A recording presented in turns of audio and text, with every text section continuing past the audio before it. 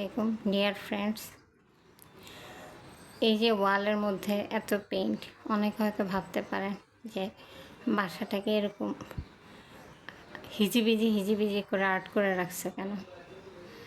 আসলে তা না, আমার বাসায় অনেক রুম, প্রায় 8টা-9টা রুম। এই রুমটা হচ্ছে রান্নাঘরের জিনিসপত্র রাখার জন্য।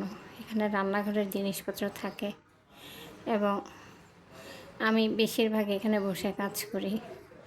তরকারি কাটা সম্পূর্ণ এখানেই করি, কারণ আমি নিচে বসে তরকারি করতে পারি না। সোফার মধ্যে বসে তরকারি কুটি এবং এখানে একটা কম্পিউটার আছে। মাঝে মাঝে কম্পিউটারে ওয়াজ শুনি, প্রোগ্রাম দেখি, সেটাই। আর এই আর্টগুলো এখন না, প্রায় আজকে থেকে 17-18 বছর আগে করা। তখন আমি চাকরি করতাম, আমি সাংবাদিক ছিলাম।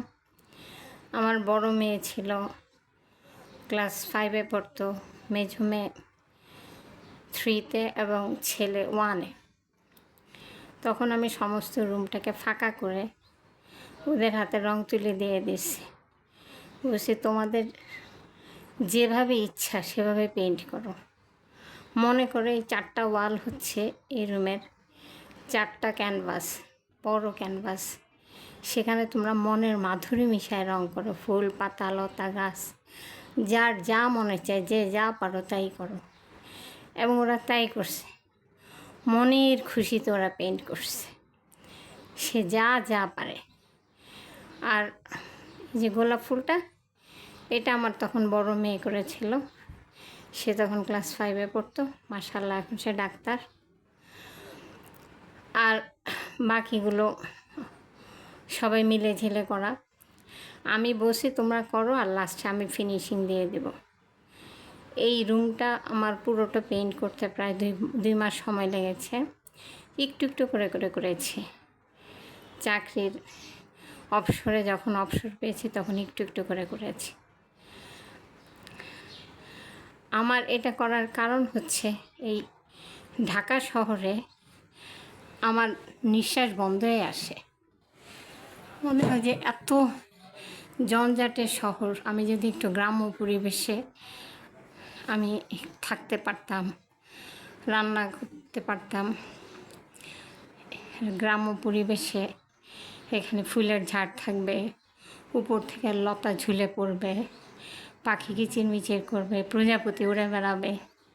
কিন্তু এগুলি শুধু স্বপ্নই, বাস্তবে আর হয় না। গ্রামেও যাওয়া হয় না, গ্রামে থাকাও হয় না। সেই ঢাকা শহরে 4 দেয়ালের মাঝে থাকতে থাকতে দম মনে হয় বন্ধ হয়ে আসে।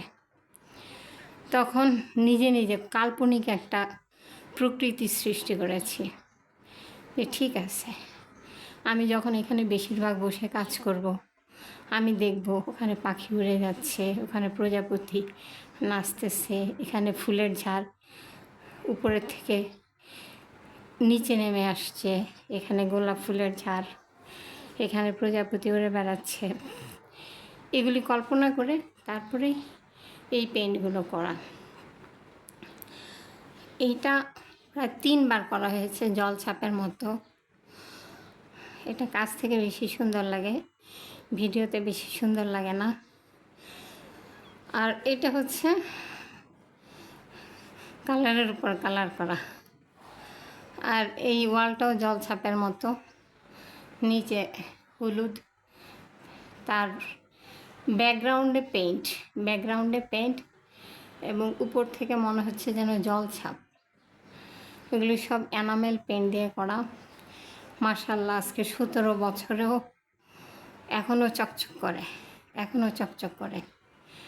এবং এগুলি সব আমার স্মৃতি।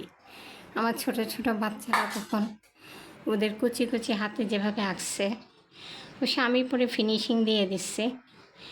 সেই আমার এখনও মনে পড়ে যে হ্যাঁ, এই লতাটা আমার ছেলেটা আঁকছিল, ওরা আমি ফিনিশিং দিয়েছি।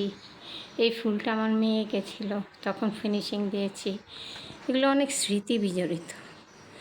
এটা আসলে এই সোফার মধ্যে বসে আমি কুটাকাটি করি, আর এই টেবিলের মধ্যে রেখে আমি এখন অনেক অসুস্থ, সেই জন্য আমি রান্নাঘরে বসে বসে কুটাকাটি করতে পারি না।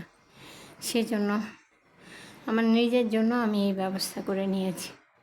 এটা একান্তই আমার জগৎ, তাই না? আমার মনে হয় আমি বাগানের মাঝে বসে আছি, বাগানের মাঝে বসে বসে কাজ করতেছি। সেই জন্য অনেকে হয়তো ভাবতে পারে এত হিজিবিজি পেইন্ট। এখন তো বাংলাদেশে অনেক সুন্দর সুন্দর ওয়াল ডেকোরেশন এর বিভিন্ন আইটেম বের হয়েছে, ওগুলি এনে কেন ওয়ালে লাগাই দিচ্ছি না, তাই না? অ্যাপক্সি ফ্লোরিং আছে, অনেক রকম অত্যাধুনিক জিনিস আছে। পুরো রুমটাকে ছোট ছোট পেইন্টে অনেক সুন্দর সুন্দর স্টিকার লাগানো যায়। কিন্তু আসলে এটা হচ্ছে একেবারে কাঁচা হাতে খড়ির জিনিস, যা আমার বাচ্চারা সেই ছোটোবেলায় একটু একটু করে এঁকেছে। এটা আমার স্মৃতি। এখানে আমি বসে বসে কাজ করি, সবসময় কাজ করি এবং বাচ্চাদের স্মৃতিচারণ করি। আপনারা ভালো থাকবেন, আশা করি আবার অন্য কোনো সময় দেখা হবে অন্য কোনো ভিডিও নিয়ে। আসসালামু আলাইকুম ওয়া রাহমাতুল্লাহি ওয়া বারাকাতুহু।